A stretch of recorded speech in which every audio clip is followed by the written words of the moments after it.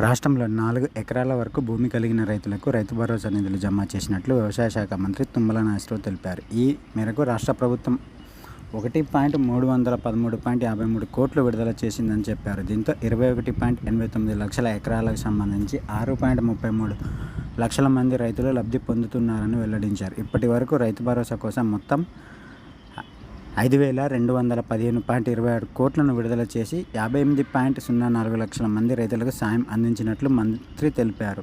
CM Revanth Reddy హామీ మేరకు 9 రోజులలో 9,000 కోట్లను రైతుల ఖాతాలో జమ చేస్తామని, ఇందులో భాగంగా వరుసగా 3వ రోజు నిధులు విడుదల చేశామన్నారు. ఎకరాల సంఖ్యతో సంబంధం లేకుండా సాగుకు యోగ్యమైన అన్ని భూములకు రైతు భరోసా సాయం అందిస్తామని స్పష్టం చేశారు. మరో వారంలో రైతులందరికీ రైతు భరోసా నిధులను జమ పూర్తి అవుతుందన్నారు. కాగా రైతు భరోసా విషయంలో బీఆర్ఎస్ నాయకులు తమ ప్రభుత్వాన్ని ప్రశ్నించే నైతిక హక్కు లేదని తుమ్మల అన్నారు.